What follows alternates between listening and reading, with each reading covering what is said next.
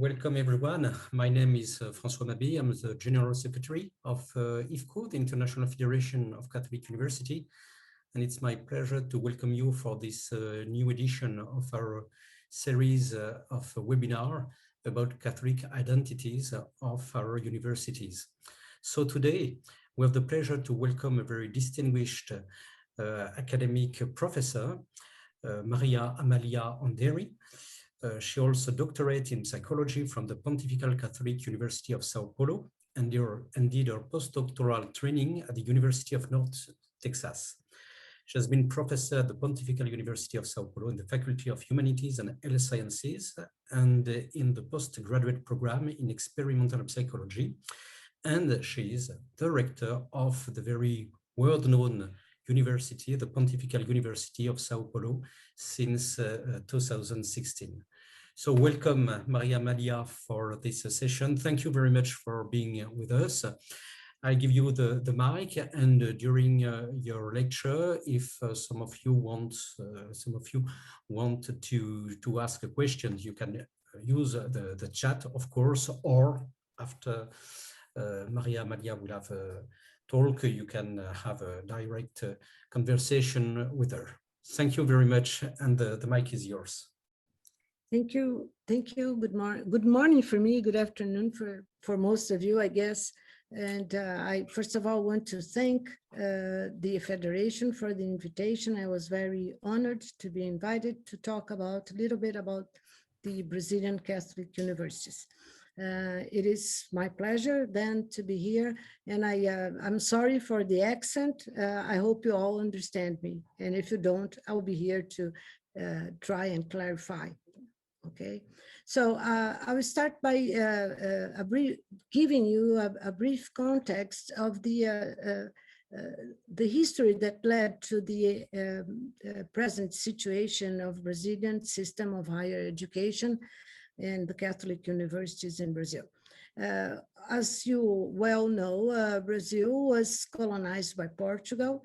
The Portuguese crown moved to Brazil in the beginning of the 19th century, and the crown is very Catholic, and the population in Brazil, the Catholic Church has been in Brazil since the 16th century, since what we call the discovery in Brazil in the beginning of the 16th century. Right after that, Catholic institutions came to Brazil and began working in Brazil.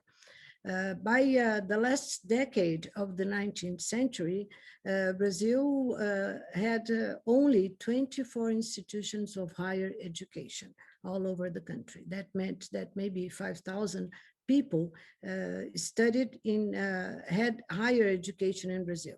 The elite would study abroad, would go to Portugal or to France mostly to study. And in Brazil, these 24 institutions were isolated institutions, most of them created by the crown, by Brazil had an emperor by then, or by Catholic institutions. And those isolated institutions were trained in medicine, military, arts, law, philosophy, and humanities. By the end of the century, Brazil went from a monarchy to a republic. And there was a fast process of beginnings of the industrialization and the beginnings of the urbanization in Brazil. And in 30 years, we went from 24 to over 120 institutions of higher education. But there were no universities. The Portuguese crown prohibited universities in Brazil, the creation of universities.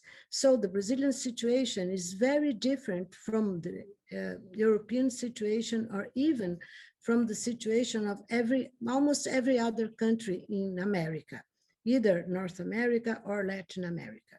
The Portuguese crown thought that Brazil could not probably for political reasons, they did not allow then universities to be created. This changed with the Republic. There was a lot of pressure to create universities. And by 1920, a new legislation existed in Brazil who approved of universities. But universities, this legislation was such that all universities had to be government authorized and administered. The funding should be exclusively public funding. No tuition should be, students should not pay any tuition. All universities should be secular, and all universities, what was understood as university was institutions that could have many different areas of knowledge in their catalog, let's say. So in 1920, the first Brazilian university was created, and it's called, the Federal University of Rio de Janeiro. That was then the capital of Brazil. From 1920 to 1945, 3 other federal universities were created in Minas Gerais, that's very close to Rio de Janeiro, in Rio Grande do Sul, the most southern state in Brazil, and a second university in Rio de Janeiro called Rural do Rio de Janeiro. And one state provincial university was created in São Paulo in 1934. That's the University of São Paulo, today one of the best universities in Brazil. From 1920 then to 1945, Catholic universities, there were Catholic institutions of higher education, but Catholic universities were prohibited. Now we could have universities, but not Catholic universities, because they should all be secular according to the Brazilian legislation. So there was for maybe 20 years, there was the Catholic Church claimed the right to establish institutions of higher education in Brazil, and universities more than institutions of higher education, universities in Brazil. And finally, in 1945, from 1944 to 1945, because of after long conversations and political negotiations with the federal government, 2 universities, 2 Catholic universities were allowed to start functioning in Brazil. Those were the Pontifical Catholic University of Rio de Janeiro in 1945 and the Pontifical Catholic University of São Paulo in 1946. The expansion of the system of Catholic universities in Brazil was really big and really fast. From 1945 to the end of the 1950s, there were 14 Catholic institutions of higher education. And by 2019, nowadays, we have around, because some of them are claiming to start now, 64 Catholic institutions of higher education in Brazil. So from the end of the 19th century to the beginning of the 20th century, we went to maybe a few isolated institutions to 64 Catholic institutions of higher education. It's important to say that the tradition of the universities in Brazil then is completely different from other universities around the rest of Latin America, North America, and Europe, because those institutions, universities in Brazil, were created only in the 20th century. So we know of long-standing traditions only by instruction. We don't have a history of long-standing traditions. And this have ups and downs. There are things that are important, and I think some of the characteristics we have, some good and some bad ones, depend on this short history. Talking about a little bit about what happened in terms of numbers with the institutions of higher education in Brazil.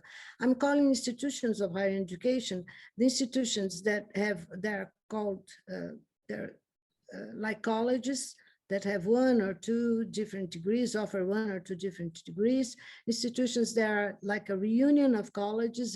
In Brazil, they're called multiple colleges, whatever, and they have usually they are structured to offer more than one or two or three undergraduate courses, degrees, but they don't offer graduate degrees. And then there are universities. Universities are institutions in Brazil with multiple graduate degrees, with a system of graduate studies, and with restrictions in terms of their faculty. Universities have to have a certain proportion of doctoral professors with doctoral degrees, a certain number of professors and faculty with that work full-time for the university. So universities in Brazil still depend up to today of the authorization of the federal government to exist, and they have all those features that I just described. Now, but then our system is composed of public schools, private schools, and I'm setting apart the Catholic schools. They are part of the private system, but they have certain features that put them apart of the other private institutions in Brazil. Well, in 1945, Brazil had around 25 students in higher education institutions, either private or public, Catholic or private or public institutions. By 2003, there were 3.5 million students. So we grew, the higher education system in Brazil grew very fast. In maybe 60 years, went from 25,000 to 3.5 million. And from 2003 to 2017, it doubled again, from 3.5 to 8.5 million students enrolled in higher institutions of education. Brazil in 2007 had around 2,500 institutions of higher education, those isolated institutions and universities. 64 of them are Catholic institutions. From the of this 2.5 thousand institutions of higher education, only around 200 are universities. Universities, on the other hand, have more than half the students enrolled. So we have 2,500 institutions of higher education and only 200 universities, 8.5 million students, and more than half of them in those 200 universities, 4.6 million students. And of those 200 universities, 17 are Catholic universities. Of the 17, 7 are Pontifical universities. At the 17 Pontifical universities, 17 universities have around, those universities are responsible for around 260,000 students. So this is the size of the Brazilian system of education. Just for you to, just to show some more graphically to you, those, the Catholic universities, 17 Catholic universities of Brazil are located mostly at the, what we call the south and southeast of Brazil.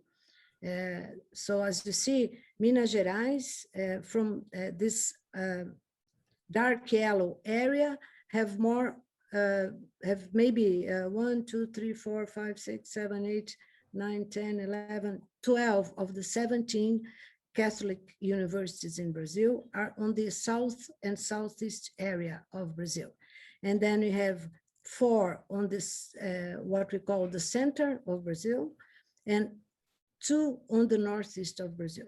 So there is the location of these universities are mostly on the richer area of the country, the more developed area of the country, and this is the southeast and the south. Even these universities on the that we call the center of Brazil, which is an area, a poor area of the country.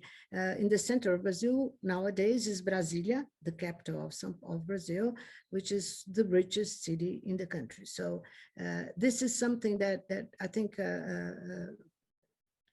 deserves some attention. Catholic universities are usually on the richer areas of the country.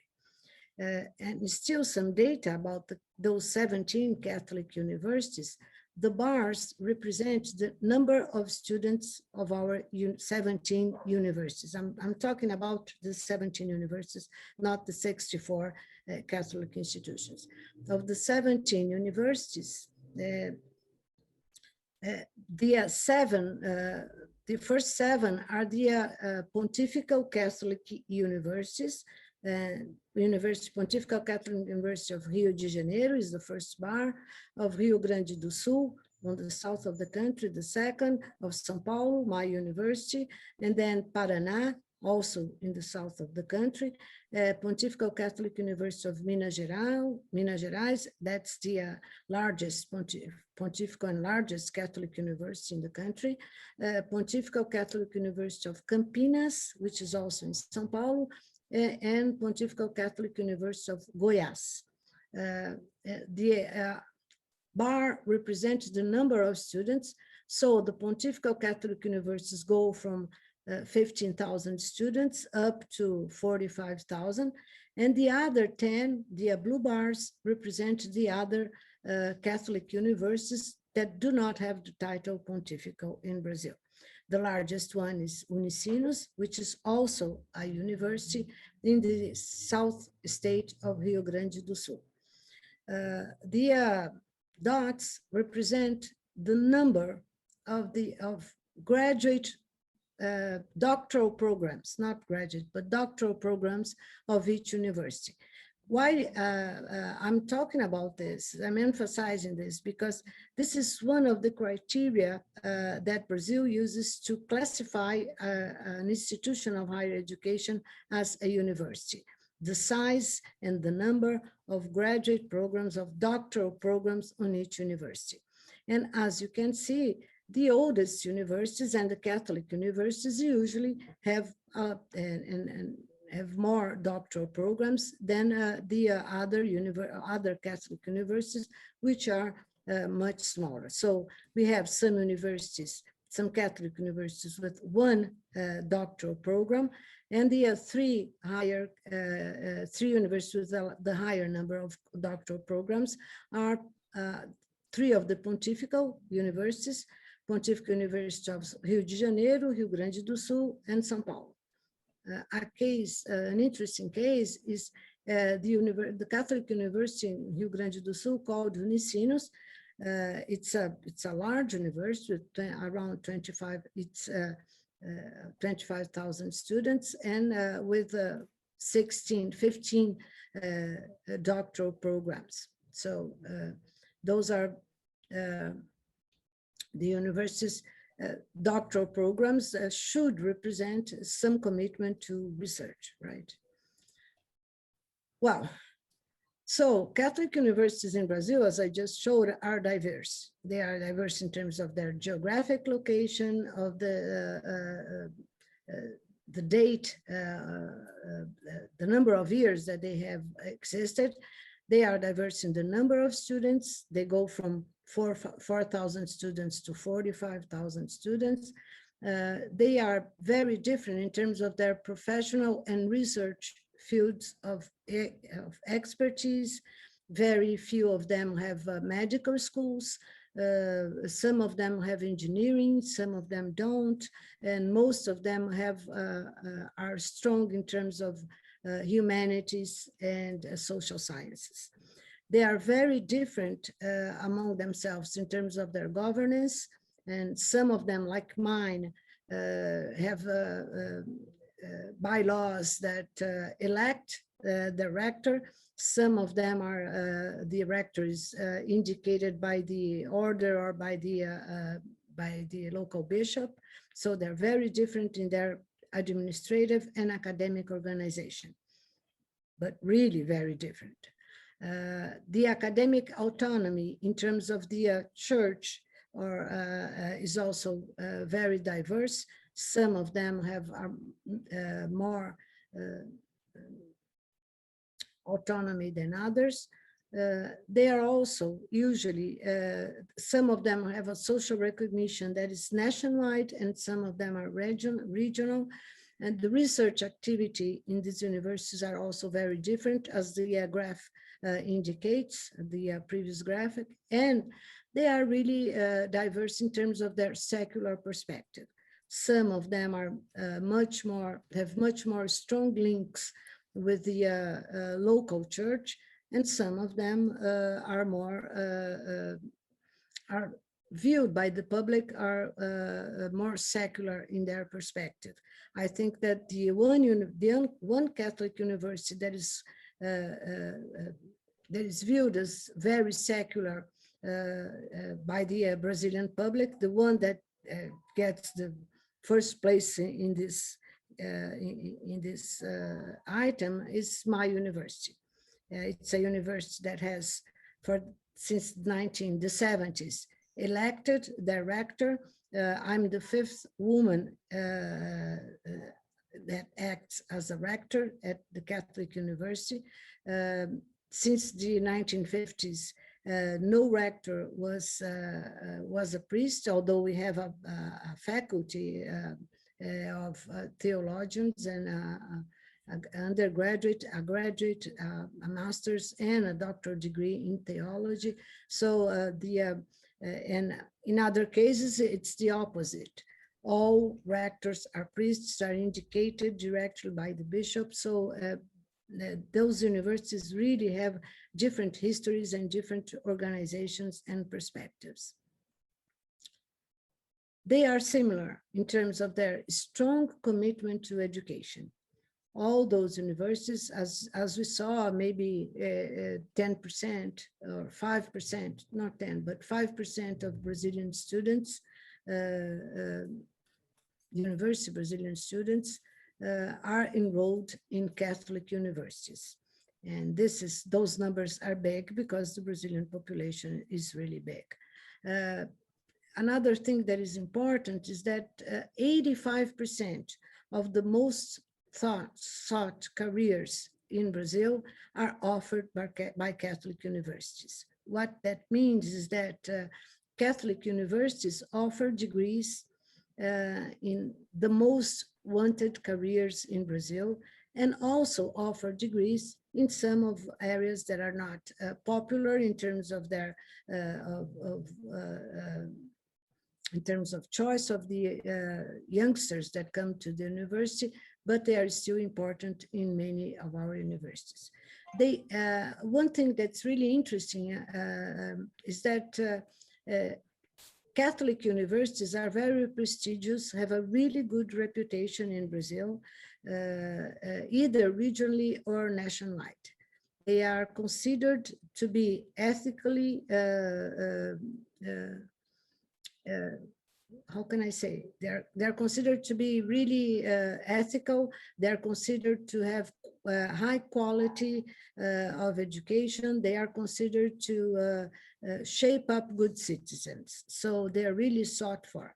The problem is that they're paid, and that's why they're not larger than they are, because students have to pay tuition to be in Catholic universities or institutions of higher education.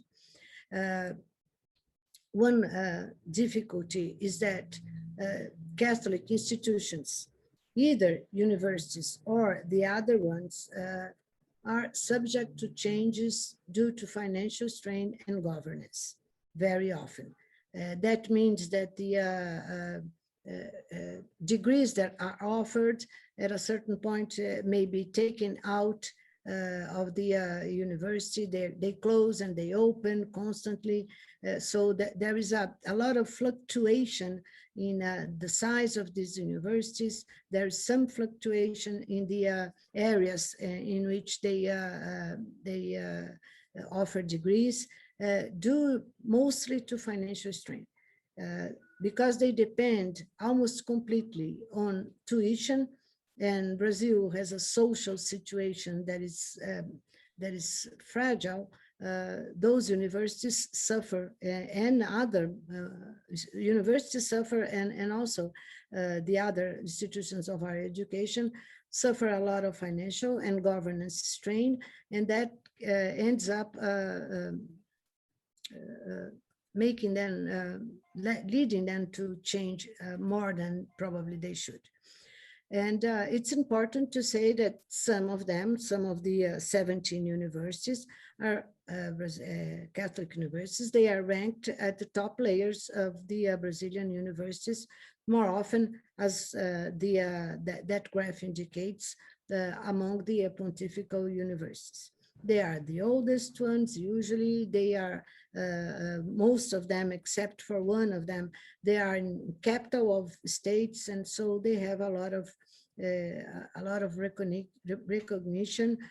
Most of the research that is done in Catholic universities is done on the Pontifical universities, and so they have usually most of them are ranked among the best universities of the country.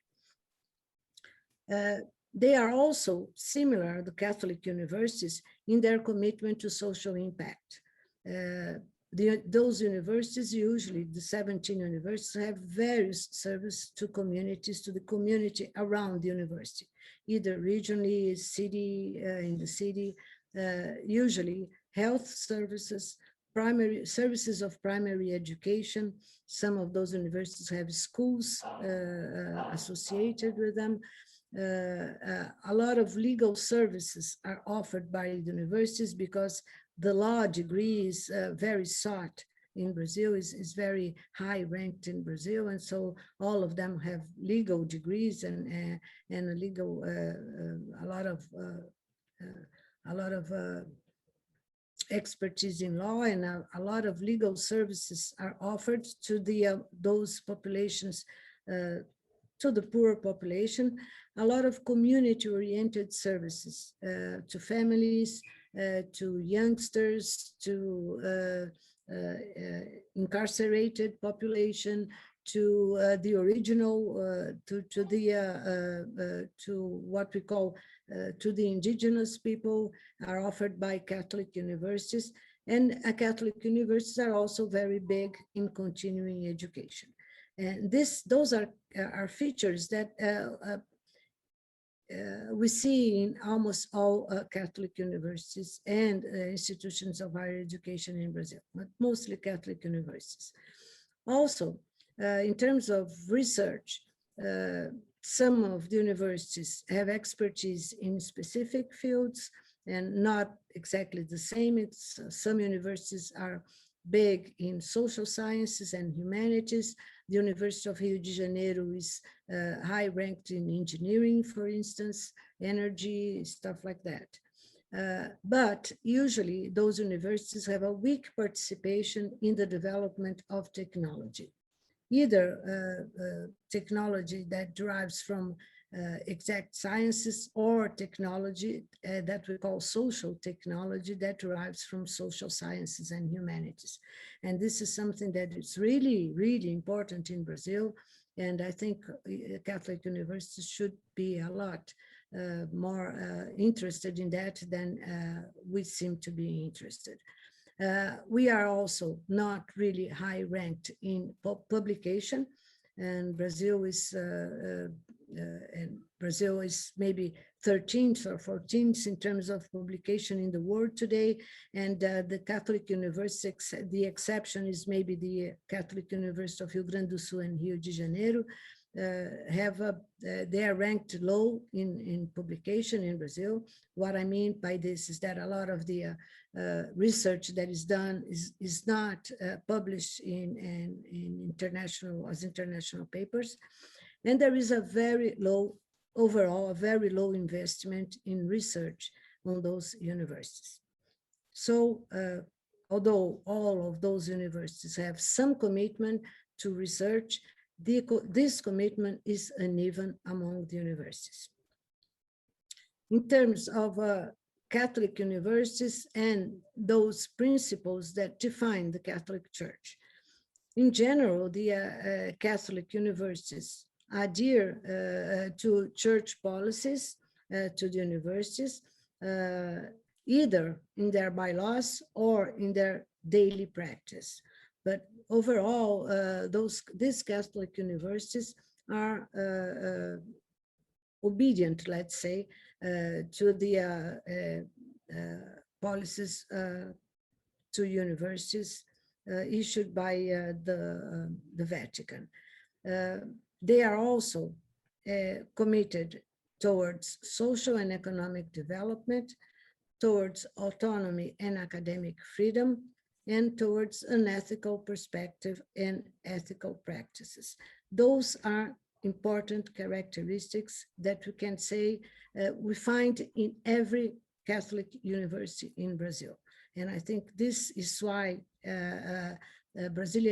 Catholic Brazilian universities are viewed by the general public as good, important, and good universities, let's say.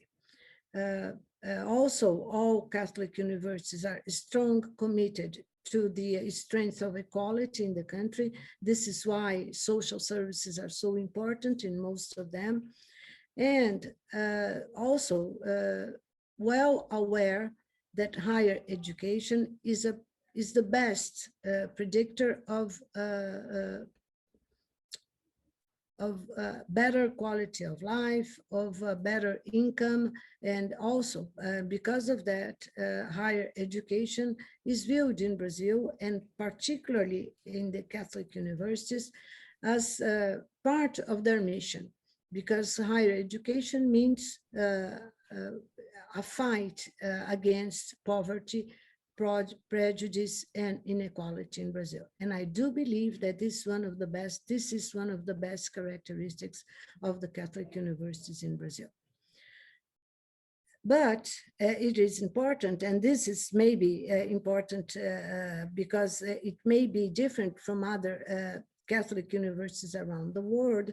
The Catholic universities in Brazil were deeply influenced by what we call the Buga document, the document that was issued by the Latin American Episcopal Conference in 1967. That document deeply influenced Catholic universities in Brazil. And there are a few guiding principles that I think are still true for the Catholic universities in Brazil, in terms of that they somehow consciously or unconsciously define the organization and the concerns of the Catholic universities in Brazil. And I highlighted those guiding principles. I should have, this is quoted from this is a quote from the document. So Catholic universities are committed to the principle that science and technique are part of the culture or society, that culture is also the heritage of art, science, and technical knowledge of the past, or else that we should respect the social traditions of the Latin American countries, and in the case of Brazil, this is really important, that culture and society is essentially communitarian.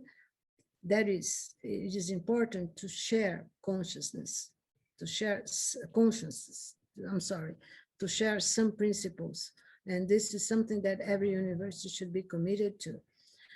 Also, that all men have the right to participate in the sharing of culture. So inclusion is something that is important to Catholic universities in Brazil, inclusion of those who are poor, who are not white, who are not part of the elite, who are not raised on upper middle class homes.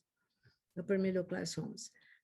fifth principle is that each discipline or field of knowledge must respect its own methods, and that talks about this is important because it gives us